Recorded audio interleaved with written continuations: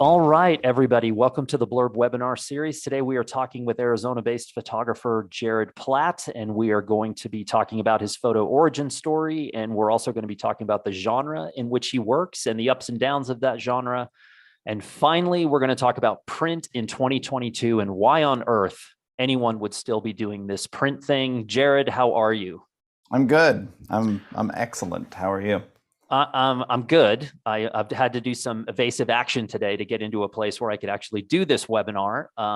And it does not look as cool as your studio setup, which looks just as cool as I thought it would.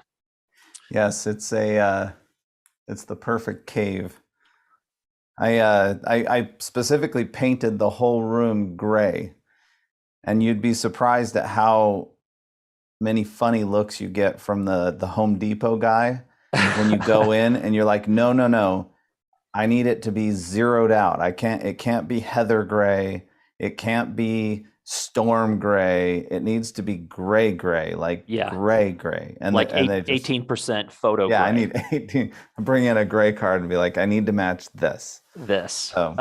So before we get started, I want to give a little background here on our sort of history together. And when I realized that you were kind of a different character here, and that I was a bit intrigued by. So in the past, this was probably going back maybe 5 years ago, you and I did a Creative Live presentation together. And for those of you who are not familiar with Creative Live, as a presenter, Creative Live is like a one-take, hour-long live presentation with oftentimes a remote audience dialing in and a studio audience sitting right in front of you, not to mention all the producers and the people who are trying to help you through this. The point is, for a lot of people, this would be a terrifying experience. It's actually hard. Even if you're decent at presenting, you have to really have your act together to do this. And I had not seen you present before. So you and I did our thing, and I watched you do this. And I remember thinking to myself, because of how effortlessly you did this presentation, and not only that, but there was like a sense of humor embedded in the whole thing. And I said to myself, that guy could have done anything in life, like NASA, SpaceX, Special Forces, whatever it is. My first question to you is, how on earth did you end in the photography field? Well, that's a curious one. I was going to be a lawyer, actually. Oh, ouch. I was really interested in law when I was in high school, and I really liked the courtroom, and I liked presenting and arguing on my feet. I was in the debate club, that kind of thing. And even in college, I figured I'm going to go to law school anyway, and so it doesn't really matter what I study as an undergrad. So my initial undergraduate was theater. So I was a theater major, musical theater major, and I was in the debate club in college. And so we, went all over the place debating. And my specialty in debate was called parliamentary debate. And, there's like Lincoln Douglas debate, there's policy debate. And then this idea of parliamentary debate is they give you a topic and you're on a team. And so there's your team, it's two people on a team. And so they give you the topic, but you don't know whether you're pro or con. So like, for instance, they might give you a topic of red is best. And you don't know if you're going to be pro or con, and you don't know who's going to say what. And then you have to go prepare. And then they tell you, okay, you are pro. So then you have to decide, okay, what do we talk about? And are we talking about communism, or are we talking about blood, or are we talking about warnings? Like, what are we talking about? And the other team has to figure out, what are we going to have to defend against? Because they might go communism, they might go blood, they might go warning signs, or they might just go love. I don't know. And so you kind of have to come up with and then you're just arguing on the moment, on the fly, without having any preparation as to what is actually going to be argued. So that's what our specialty was. It was me and my brother. And so that's kind of where my practice comes from, and being live is that idea of, yeah, I can memorize something, but I'm actually better if I don't have anything to memorize. It's like improv comedy without the comedy. Correct. Yeah. It is improv comedy without comedy, but it can be very comical. And how did that end in with a camera in your hand? Well,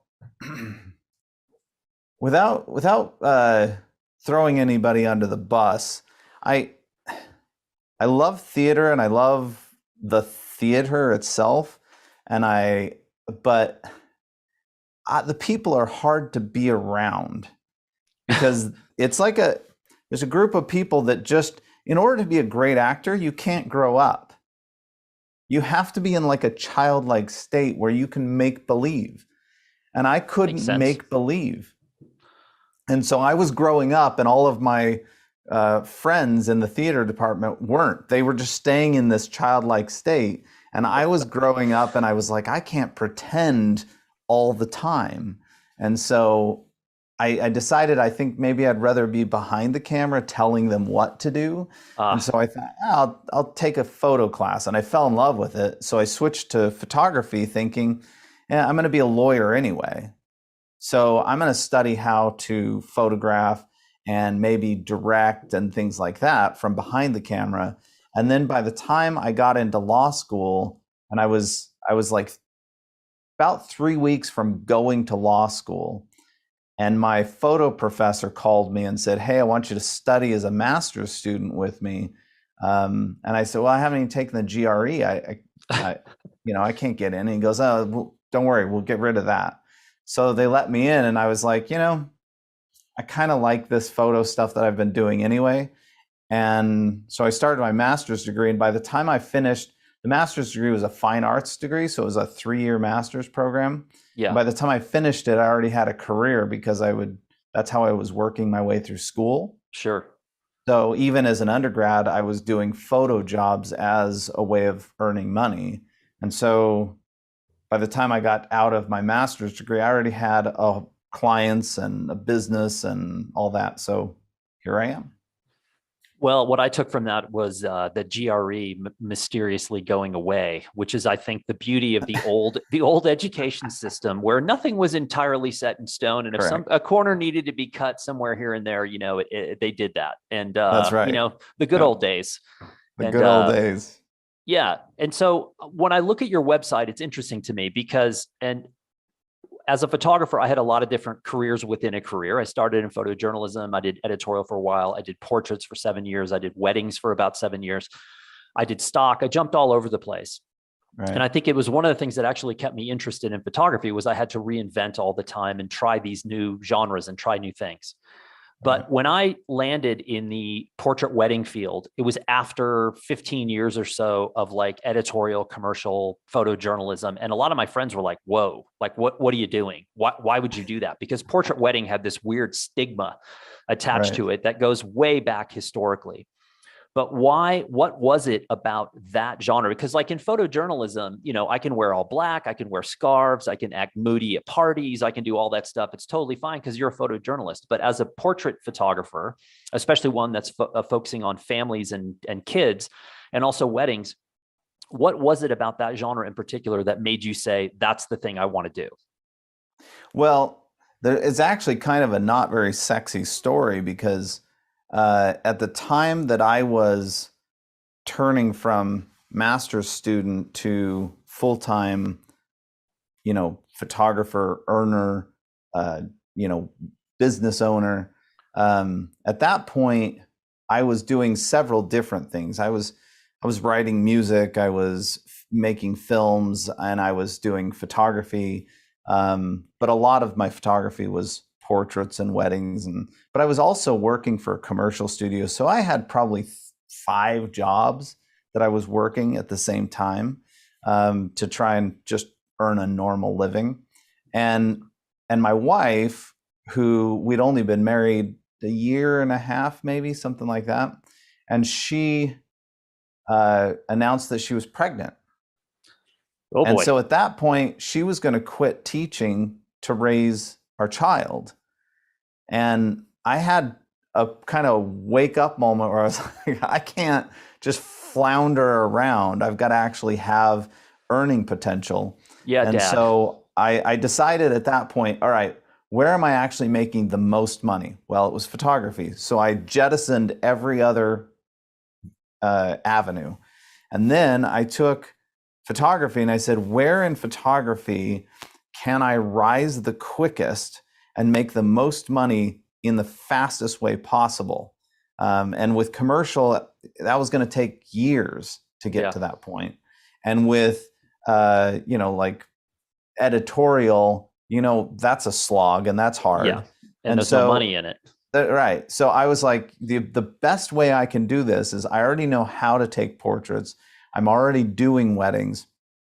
It won't take very long for me to get to the point where I can make a full-time living on this.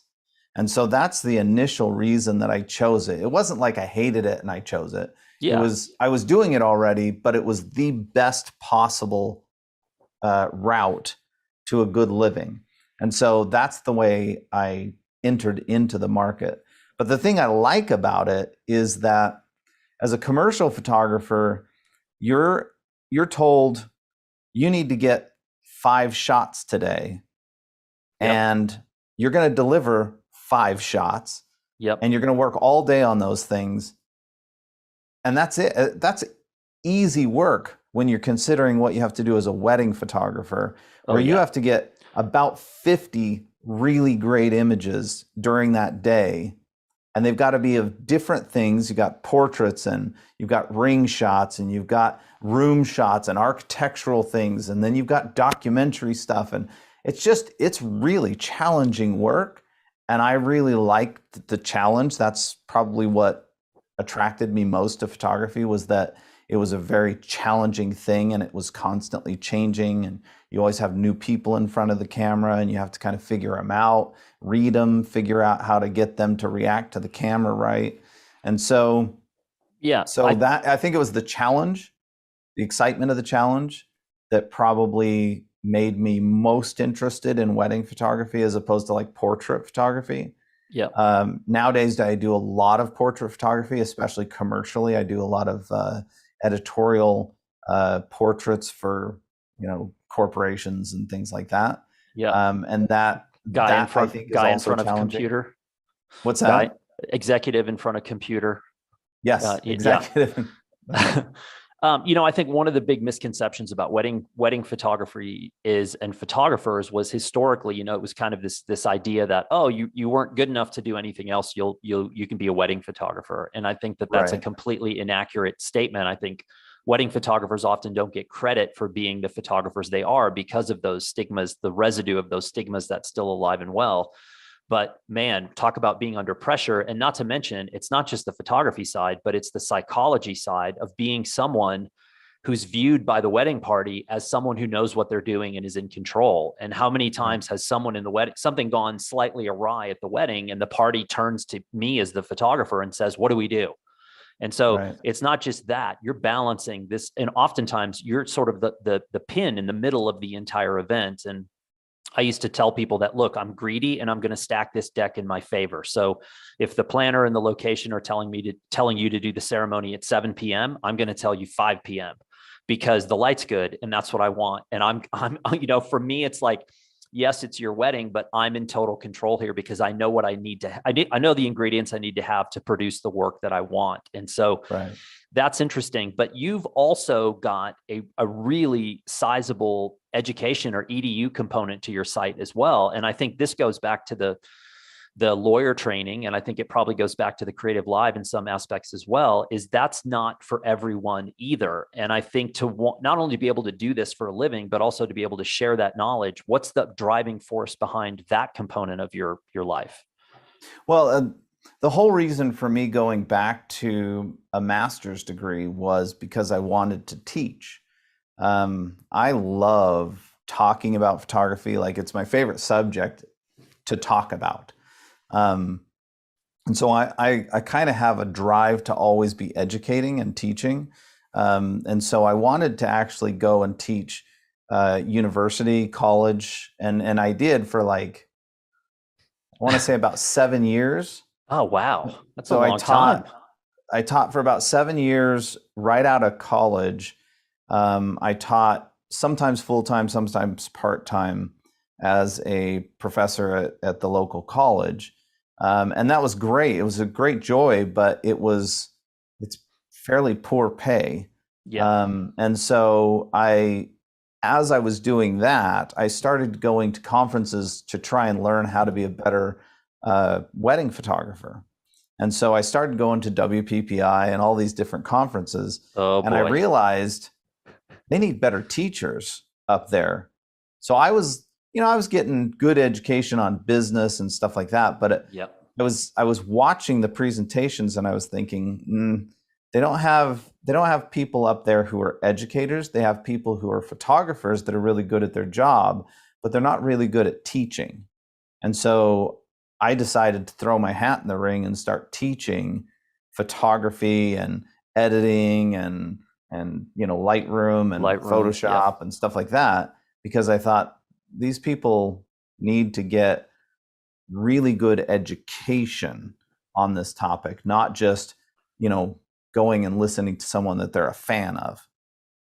And I'll say this, I almost every class I am teaching, or every time I go to a workshop or something like that, I'm the least sexy option for a workshop. Like, you don't come to my workshop because you're a fan of Jared Platt or you think you want to become like Jared Platt. You come to my workshop because you know that you're going to get a really good semester or year's worth of education in one small sitting, because I'm a good teacher. I might be good at photography, but I'm not the guy that's like the rock star of photography. I'm just really good at teaching it. And so people come to me not because they want to hobnob with me, or they want to get my autograph. Whereas a lot of people go to workshops and lectures for really sexy, awesome photographers because they want their autograph, which to me is not the right way to learn photography. It's great to go and listen to someone and be inspired by them because you love their work. Yeah. But are you really learning from them? Are they a good teacher? And oftentimes the two of those don't collide. You're absolutely right. In fact, a lot of times they're not even a good speaker. I mean, two of my all-time favorite photographers who I would never out or name here, I've been to see them speak multiple times and I walked out every single time. And I keep going because I love their work and I keep thinking they're going to get better, but they're not great educators and they're not great speakers, but they're great photographers. And so I think, when you make a decision, education to me is, and I think you came up with the catchphrase of your education component, which is the least sexy workshops. I mean, that right there, no one else has that that's right. that catchphrase. It is mine. Yeah. And so I get it. And education to me it's more difficult, more time consuming, and more taxing than I think a lot of people understand it to be. And I think a lot of times now, because the industry has shifted so dramatically over the last decade, there's a lot of people who have thrown their hat in the teaching ring because they've been forced to throw their hat in the teaching ring. And they're not exactly thrilled with doing this. And those are the kind of scenarios where you see like, hey, I'm really cool. I'm a great person. I'm a great photographer. And yeah, you get to hang out with me for a week, but we don't really learn much. And so, yeah, that's, what you're doing is, to me, it is like a college course of education. And that's a bit rare. Let's shift a little bit here, because after all, I do work for Blurb, and this is a world dominated by print. Wink, wink. Right. Let's talk a little bit about print. Now, I'm a huge print fan. Obviously, I work for Blurb. I've been printing my work going from the day that I came out of the first day that I went into the wet darkroom back in the late 80s.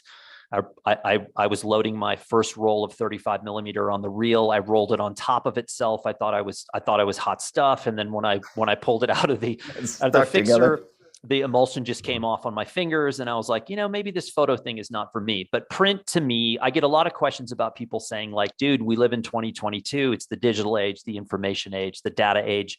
Why on earth would print be? Why would anyone consider that today? Why is it important? And I go through my spiel of like, look, at the highest levels of photography, print is still revered, and it's still a sign of being accepted, of being chosen, and basically arriving as a photographer. If you get a traditionally published book deal, or you put out an amazing self-published book, and people take notice, it's like a big deal. And it's not to say that the digital aspects of our culture and society don't matter. They do, but print is, in my mind, essential. It feels like going full circle with a project or a job. How do you feel, and why do you feel the way you do about print, and how do you utilize it? Well, first off, it's interesting because even just 10, maybe 15 years ago, we were still having the conversation of what is the most archival version of printing from a digital photo. How do I get that to be archival? Because I'm not going into a darkroom with a negative anymore and using archival, prints and archival, and I'm not washing it archivally, and I'm not, using. So how do we get to the point where we take a digital image and make it archival? And we were talking about, different archival papers and inks and I remember that whole discussion. And it's interesting that we went from that discussion to, well, should we even print? Like, what's the point? I'm like, how did we go from trying to get even better at our prints and longer lasting? And I want 200 years archival on this print when a photograph isn't even a 200-year archival thing. And we wanted our inkjets to be 200 years archival. And then all of a sudden, printing, whatever. Yeah. And so I find that interesting that we shifted that way. But in the end, print is the only thing that you can actually control. And that's why I require to print. So I do weddings and portraits, and so I could just deliver them all on a disc, or I could deliver them all via Dropbox or via a website or something like that. And I can do that. And I do offer my clients the ability to have their digital images. Sure. So, but I still require them to have a physical print. And I do it through books because I think it's more fun and I enjoy the process better, and they're more amazed by it than just, I used to give them physical proofs, like a stack of proofs. Yep. But then once I got into Blurb, I realized, oh my gosh, I can give these people, hold on. Prop time. Cue the props. I can give them a book that has all their proofs in it. Yep.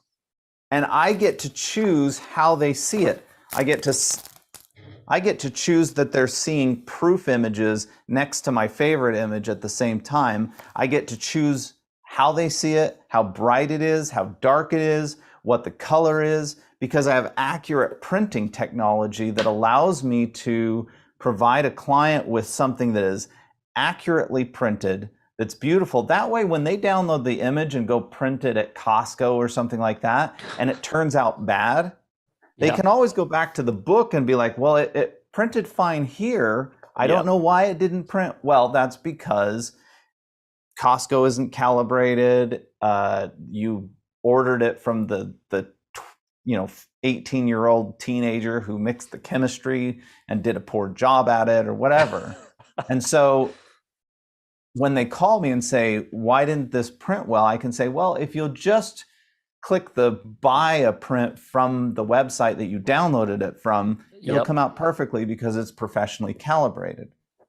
But this right here means that I have complete control over the way the final image looks. And that's the same thing for printing on my, Canon Pro 1000 printer as well. Yep. I have actual control over what the client sees.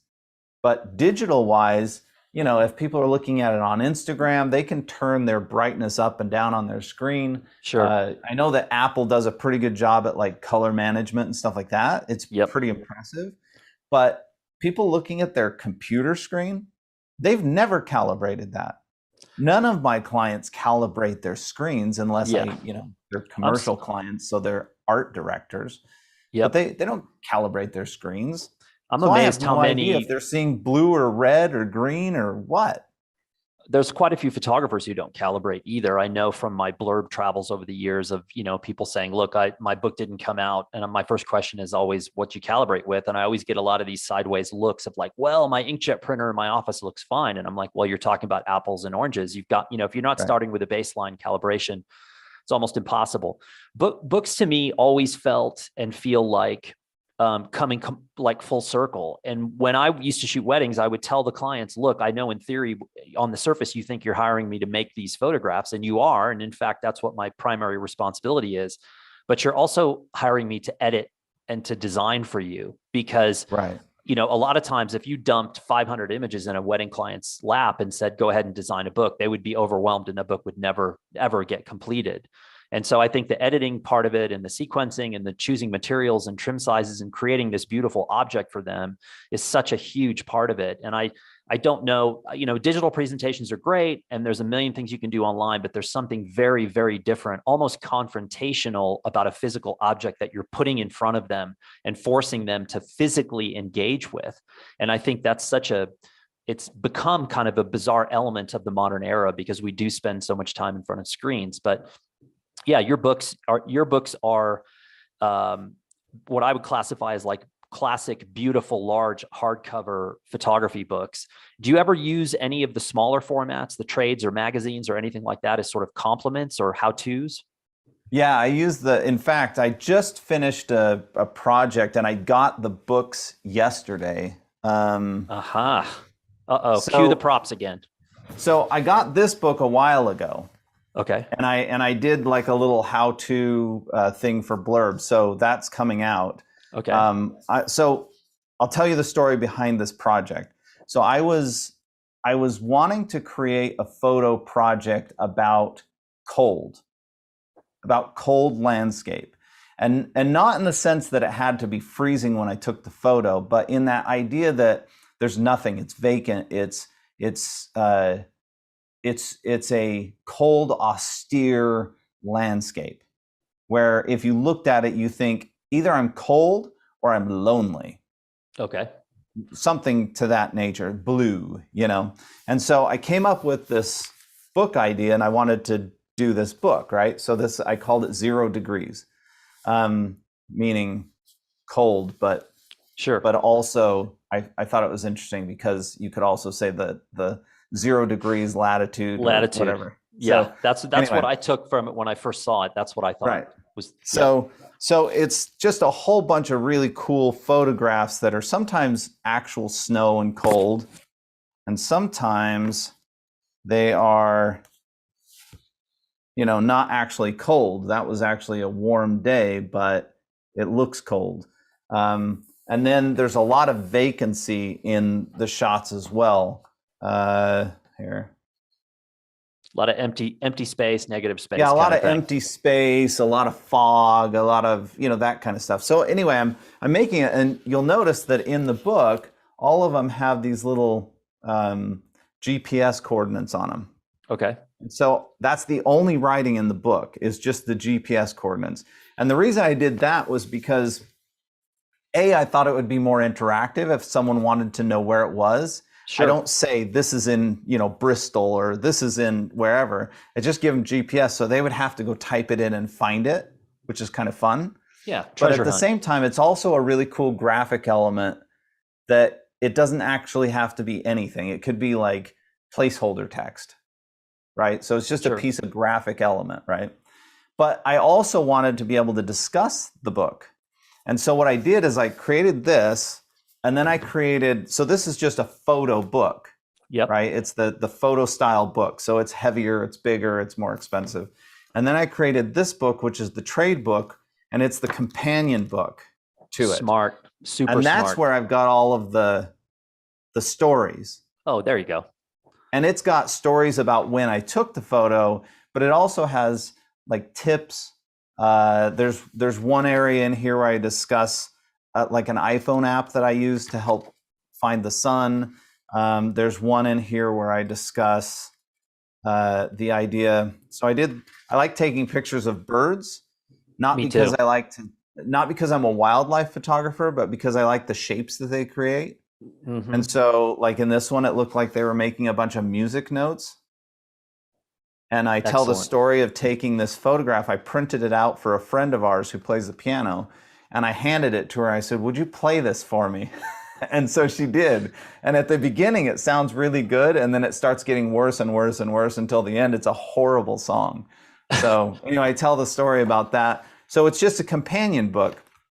And the reason that I wanted to make this as a book project is actually interesting, because it's not just about showing the work to random strangers. This project, literally right here, it has one client in mind. So it's interesting because I do a lot of work, a lot of commercial work for the Barrow Institute, which is brain surgery stuff. Okay. And there are a lot of really smart, amazing doctors that I deal with on a regular basis. And then I'm on a first name basis with them. And one of the brain surgeons, his wife is really into photography. And so I literally created this entire project with her in mind, because I wanted to give her the gift of this set because she'll appreciate it. Sure. And so sometimes a book has like a mass market appeal, and this might also have that mass market appeal where other people would be interested in it, but it was targeted for her. And I had one person in mind when I made the book, because that's the first recipient of the book, is this doctor's wife, who is going to enjoy it and appreciate it. And it also is good to have those kind of touch points with clients that I get a lot of business from. And so it really has one target audience, which is this woman who's really interested in photography. She likes photography, and her husband is one of my principal clients. And so then, as a bonus, I have all of these great photographs recorded in a book, in print, so that it's not just on my Instagram feed. Because quite frankly, I think the Instagram feed, as much as it's nice to be able to kind of pass all the gatekeepers and blast your photos out there, people do this with Instagram. That's it. It's horrible. You watch people do that and you think, oh, the amount of work that someone went to try and show you a photograph that you literally saw for a millisecond. It's sad. But I also think too, what you're talking about is something very key, which is specificity. And I think one of the mistakes that photographers in particular make when they look at something like self-publishing is they try to look at self-publishing as a way of replicating the traditional publishing world. A lot of folks who try to get a traditional publishing deal, they, for one reason or another, they can't get it. And so they go, well, I'm going to go to self-publishing and I'm going to do the exact same thing. When in essence, it's a different animal. And so the specificity, you basically built an entire project with one person in mind. And the same could apply as if you're not a wedding photographer. Let's say you're an editorial photographer and you meet with an editor in New York that you really connect with, and you say, wow, this person is an editor, an art buyer. This is somebody I really want to partner with on my career moving forward. I always tell people you can go back to your house and design a publication with that specific person in mind. You can actually put copy inside that's directed specifically towards the person.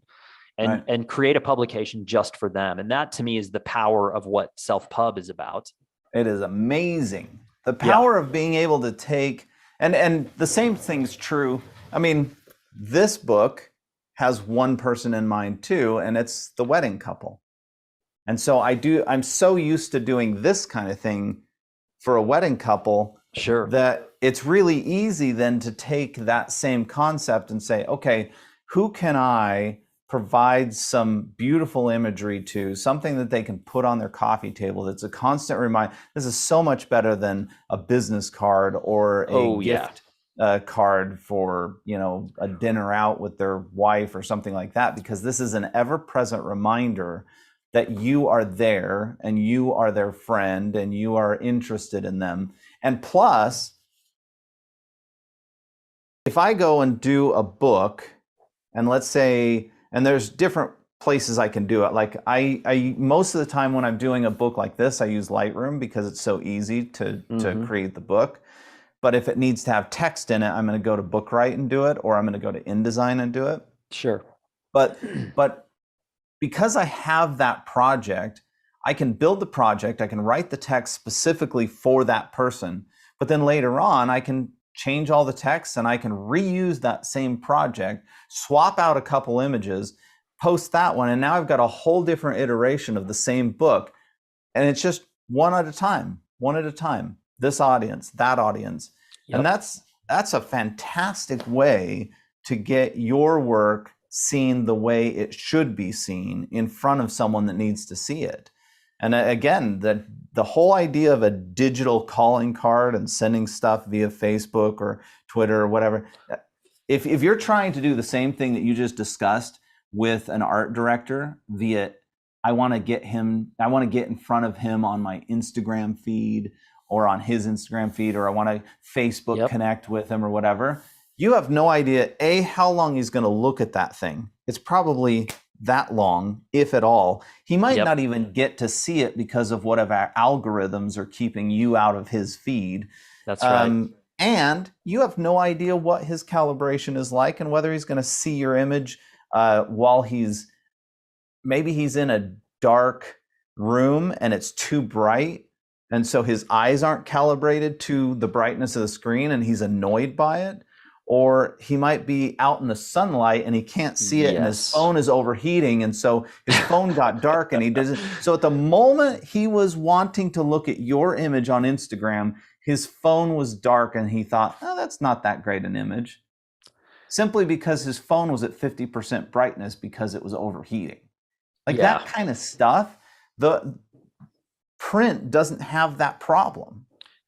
No, at all. And you get it to them and they see it exactly the way you designed it. Yeah. No, to me, it's the ultimate impression. It's the ultimate statement of presenting your work. And to me, like you said earlier, it's the last time that you have full control over where that work's going to be and how it's seen and viewed. And in fact, basically, Jared, you sound exactly like me. So what you just said is what I have said tens of thousands of times over the past decade and trying to get the same points across to photographers about print. Print's not the only thing. It just works in companionship with the other means of communication that we have today and all the things in our arsenal about how we can engage with one another as humans and clients. I have a sinking suspicion that you and I could talk about these things all day long, but we've come to the end of our time at this particular webinar. I know that seemed like we were talking for 5 minutes, but we've been talking for about 40 minutes. Nice. And I would love to continue this again with another episode at some point, because I think you offer so many things that people can learn. And again, it's not as much about photography technique as it is about being a photographer and being more than a photographer. About, I sort of view you as a well-rounded human being. And I think that is an essential part of being a photographer that rarely gets spoken about. I think a lot of it is about the nuts and bolts and about sort of the facade of being a photographer, but I think it's at a much deeper level than that. So if you're willing, I would love to continue this at another point.